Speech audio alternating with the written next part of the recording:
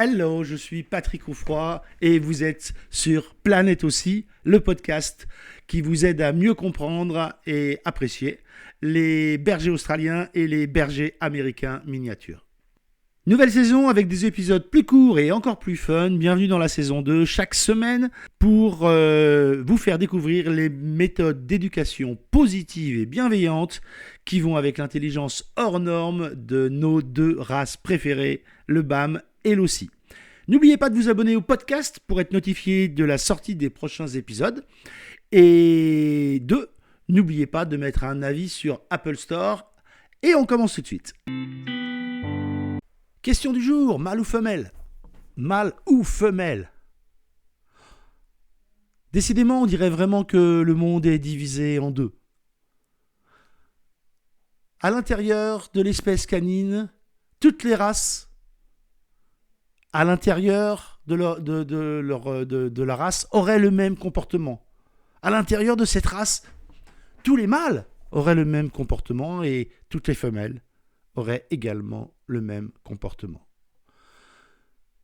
En réalité, quand vous allez chez un éleveur, vous achetez un individu. Et cet individu, il a et des qualités et des défauts qui vont s'exprimer plus ou moins en fonction de l'éducation, la socialisation, le milieu dans lequel il va vivre et la façon dont vous allez le solliciter.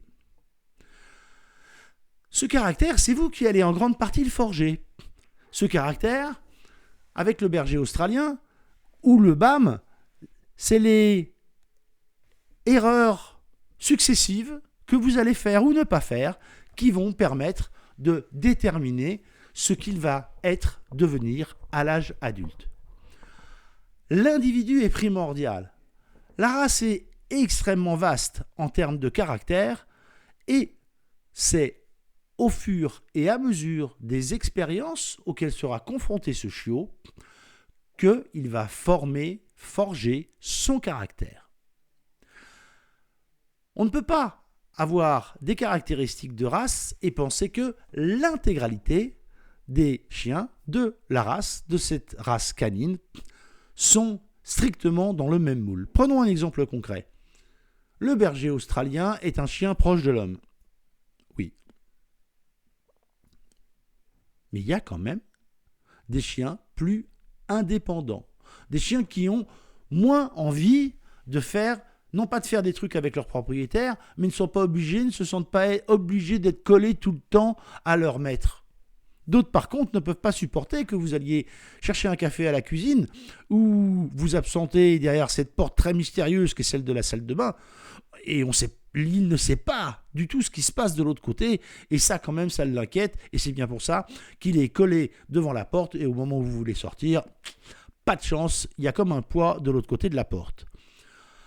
L'idée, c'est que ce n'est pas possible d'avoir des caractéristiques de race qui soient strictement identiques pour mâle ou femelle.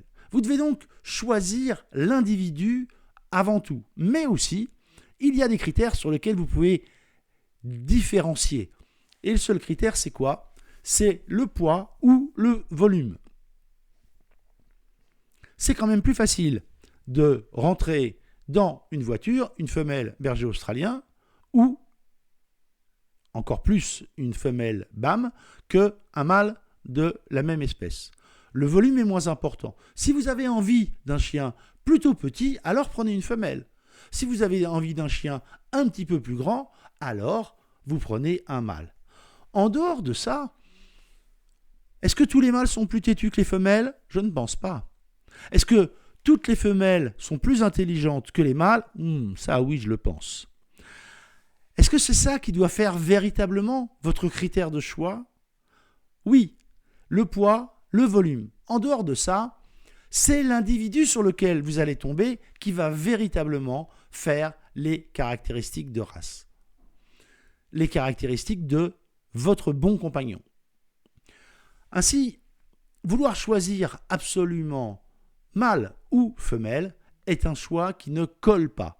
La seule raison que vous pouvez avoir, c'est si vous avez déjà un mâle et qu'il est castré, vous pouvez prendre soit un mâle, soit une femelle. Si vous avez déjà une femelle non stérilisée, vous pouvez prendre plutôt un mâle et ça se passera bien. Si vous avez une femelle entière et que vous comptez faire castrer le mâle, vous prenez un mâle.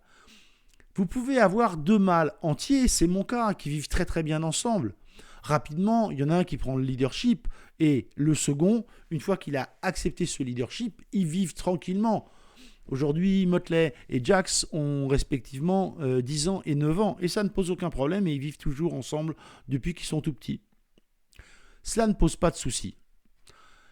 Mais cette cohabitation peut aussi être exceptionnelle. Ce n'est pas parce que ces 2 chiens-là, ces 2 individus-là arrivent à s'entendre que si vous faites la même chose, cela se passerait de la même façon pour vous. Donc, en dehors du poids et du volume, mâle ou femelle, peu importe, pensez à bien questionner l'éleveur sur le caractère intrinsèque des premières semaines de vie, et c'est ça, et rien d'autre, qui devrait, dans l'idéal, dicter votre choix. À très vite. Merci d'avoir écouté ce podcast ou ce vlog. Si vous le regardez sur YouTube, n'oubliez pas de mettre un j'aime juste là. N'oubliez pas, si vous êtes sur le podcast, d'aller mettre un avis 5 étoiles sur le Apple Store. Enfin, n'hésitez pas à partager, n'hésitez pas à mettre des commentaires partout où vous le souhaitez et vous abonner soit au podcast, soit à la chaîne YouTube. Je vous remercie 1000 fois, ça aide beaucoup à faire connaître mes émissions, le podcast et le vlog. Merci, à très vite sur Planète aussi.